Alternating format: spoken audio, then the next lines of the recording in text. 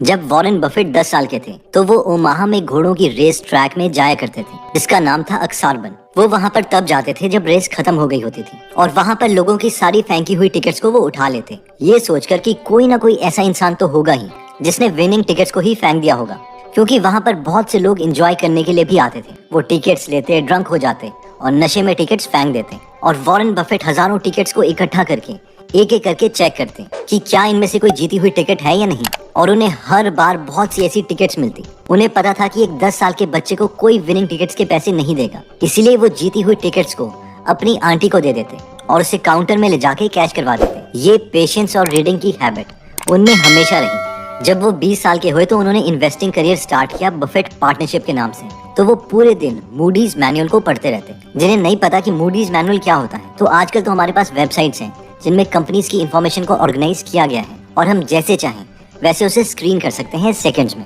लेकिन पहले जब टेक्नोलॉजी एडवांस नहीं हुई थी तब एक बुक आती थी जिसे मूडीज मैनुअल कहा जाता था, जिसमें बहुत ही छोटे छोटे लेटर्स में कंपनी के बेसिक फाइनेंशियल्स दिए होते थे। एक ही पेज में 5-6 कंपनीज के फाइनेंशियल्स, और वॉरेन बफेट पूरा दिन उन्हें पढ़ते रहते थे। और आज भी वॉरेन बफेट बुक से लेकर कंपनी की एनुअल रिपोर्ट्स बस पढ़ते रहते हैं और उनका मानना है कि सबसे बड़ी कंपाउंडिंग नॉलेज की होती है जो बहुत से लोग समझ नहीं पाते। Read and read and read. I probably read 5 to 6 hours a day. तो सबसे पहला रूल इन्वेस्टिंग का यही था, learn a lot, read a lot. Investing का सेकंड रूल आता है know what you own. Peter lynch अपनी बुक बीटिंग द स्ट्रीट में बताते हैं कि सेंट एग्नेस नाम के स्कूल के 7th क्लास के बच्चों ने एक 14 कंपनीज का पोर्टफोलियो तैयार किया था जिसका 2 साल का रिटर्न 70% था, जबकि अमेरिका के इंडेक्स फंड S&P का गेन 26% था। इंडेक्स फंड को बीट कर दिया। एक्चुअली ये सब शुरू हुआ था एक क्लास टीचर और CEO जॉन मैरिसी की डिस्कशन के बाद। ये दोनों एक थ्योरी प्रूव करना चाहते थे कि किसी को MBA नहीं चाहिए, ना ही इवन ड्राइविंग लाइसेंस या एक्सेल में स्किल्स चाहिए अच्छी इन्वेस्टमेंट्स करने के लिए, और ये थ्योरी प्रूव भी हो गई। तो सवाल ये था कि बच्चों ने ये स्टॉक्स चूज कैसे किए, इनके टीचर्स ने इन्हें ऐसा क्या सिखाया था। तो पहली चीज जो बच्चों को सिखाई गई थी वो ये थी कि कभी भी ऐसी कंपनीज में इन्वेस्ट मत करना जिसे तुम एक रियॉन लेके समझा ना पाओ कि कंपनी करती क्या है।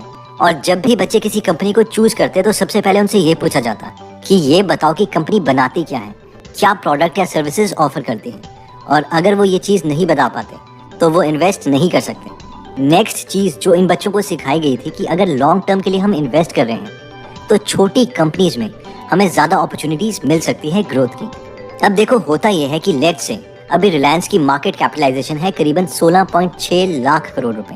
तो अगर हम रिलायंस के शेयर्स खरीदते हैं तो हमारे पैसे 10 टाइम तभी होंगे अगर ये मार्केट कैप भी 10 गुना हो जाएगी, यानी 16.6 लाख करोड़ से 166 लाख करोड़, जिसे अचीव करने के लिए रिलायंस को नए प्रोडक्ट्स लॉन्च करने पड़ेंगे या कुछ मेजर चेंजेस लाने पड़ेंगे, क्योंकि जिन भी मार्केट्स में ये ऑलरेडी हैं वहाँ पर तो वैसे भी ये मेजर प्लेयर ही है।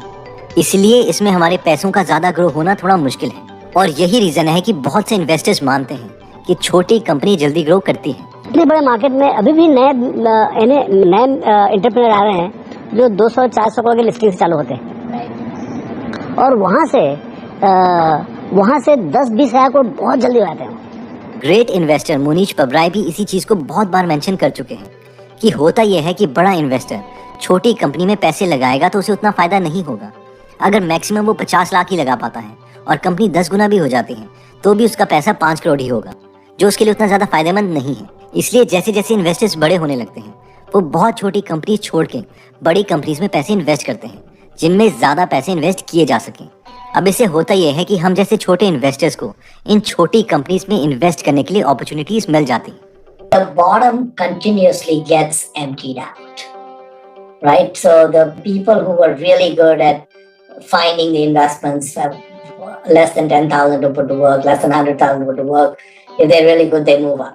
नेक्स्ट रूल कहता है hold no more stocks that you can remain informed on. ये कॉन्सेप्ट बोलता है कि एक ह्यूमन माइंड मैक्सिमम 8 से 15 कंपनीज को ही फॉलो कर सकता है, उनके बारे में इन्फॉर्म्ड रह सकता है, और इसलिए बेटर यही है कि हम पूरी जिंदगी में 10 से ज़्यादा स्टॉक्स ना ही लें तो बेटर है। लेकिन वो 10 के 10 स्टॉक्स ऐसे होने चाहिए कि बस हमें ऐसा फील हो कि हम एक्चुअल में उस कंपनी के मालिक से मिले हैं और उनके साथ 100 पेज के अग्रीमेंट को साइन करके हमने उनके साथ डील की है और फिर उन्हें पैसे दे के उस कंपनी के शेयर्स खरीदे हैं। इन शॉर्ट वॉरेन बफेट का भी यही मानना है कि अगर हमें 3 सुपर बिजनेसेस मिल जाएं जो बहुत अच्छा कर रहे हैं तो एक एवरेज आदमी को इससे ज्यादा नहीं चाहिए लाइफ में अच्छा करने के लिए. Adding to it. But 3 wonderful businesses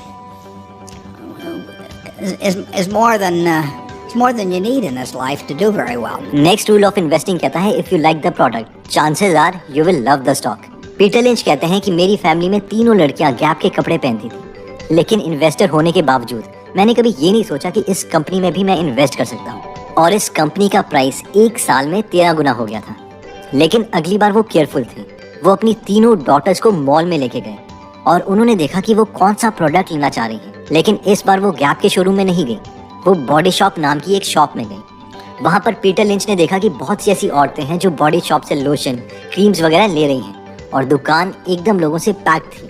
अगले ही दिन ऑफिस पहुंचते ही पीटर लिंच ने बॉडी शॉप की एनुअल रिपोर्ट्स मंगवाई और उसकी फंडामेंटल एनालिसिस के बाद उन्हें पता चल गया था कि ये कंपनी बहुत एग्रेसिवली पूरी दुनिया में अपने शोरूम्स खोल रही है और हर शोरूम प्रॉफिटेबल है. इसलिए उन्होंने ये स्टॉक अपनी मैनेजमेंट को रेकमेंड कर दिया और इसका प्राइस मल्टीपल टाइम्स बढ़ा भी.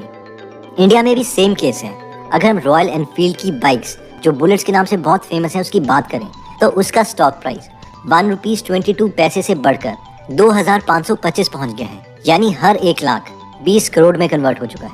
ब्रिटानिया इंडस्ट्रीज लिमिटेड की बात करें तो 58.23 रुपीज से शुरू हुआ ये स्टॉक 3580 रुपीज पहुंच चुका है.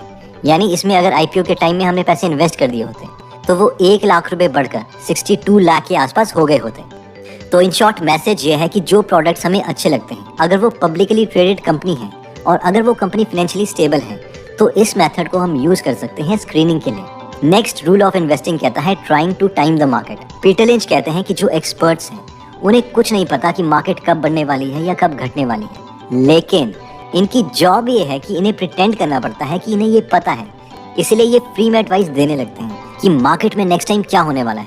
जो बेस्ट इन्वेस्टर्स होते हैं उनका मेन फोकस होता है कि वो अच्छे बिजनेसेस खरीदें जिनके प्रोडक्ट्स एक्चुअल में पब्लिक को चाहिए भी होंगे, क्योंकि अगर बिजनेसेस एक्चुअल में ग्रो कर रहे होंगे तो लॉन्ग रन में उसका शेयर का प्राइस भी एक्चुअल बिजनेस ग्रोथ के रेट से ही ग्रो करेगा. इसलिए बेटर ये है कि हम बिजनेसेस पे फोकस करें, ना कि मार्केट को टाइम करने के चक्कर में रहें. लेकिन क्या टाइमिंग में पूरे सबका टाइम लगा हुआ है. एग्जैक्टली. टाइमिंग करने में मतलब सबसे बड़ा कर्ज और सबसे बड़ा श्राप और सबसे बड़ा मतलब एक चैलेंज जो है इन्वेस्टर के लिए आज वो है कि बाजार में क्या होने वाला है, कब जाएं, कब खरीदें. उसमें मतलब पूरी एनर्जी खत्म हो गई. मतलब मैं अब क्या बताऊं कि 99% ऑफ जनता बाजार में इसके लिए नहीं है कि उन्होंने टाइम नहीं कर पाया बराबर. नेक्स्ट रूल कहता है free cash flow is the king. ये पॉइंट कहता है कि अर्निंग्स यानी अगर कंपनी का सिर्फ प्रॉफिट ही बढ़ी जा रहा है लेकिन उसका कैश फ्लो नहीं बढ़ रहा तो हो सकता है कि कंपनी में कुछ गड़बड़ हो.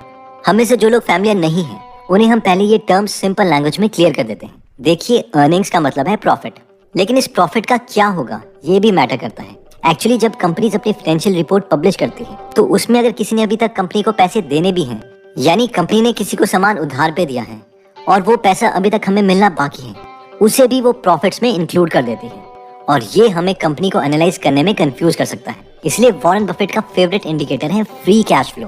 फ्री कैश फ्लो को समझने के लिए पहले कैश फ्लो को समझते हैं. कैश फ्लो वो पैसा है जो एक्चुअल में कंपनी के पास है. लेट्स से हम रिलायंस कंपनी के कैश फ्लो स्टेटमेंट की बात करते हैं तो हम यहाँ पर देख सकते हैं कि रिलायंस के पास मार्च 2018 में 1266 करोड़ रुपए का कैश था. मार्च 2019 में 3745 करोड़ था, लेकिन मार्च 2021 में -13,523 करोड़ है. और अगर हम प्रॉफिट और लॉस स्टेटमेंट में रिलायंस की मार्च 2021 की अर्निंग्स देखें तो वो 49,128 करोड़ है पॉजिटिव में, लेकिन कैश फ्लो -13,523 करोड़ रुपीस था.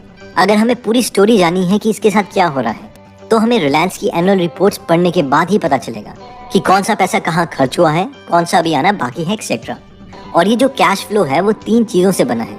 कैश फ्रॉम ऑपरेटिंग एक्टिविटीज यानी मेन ऑपरेशन से जो कैश रिलायंस के पास आया, जो कि हमारे लिए सबसे इंपॉर्टेंट है. दूसरा, कैश कंपनी के पास आ सकता है इन्वेस्टिंग से, यानी अगर उन्होंने दूसरी कंपनीज में इन्वेस्ट किया है, एक्सेट्रा.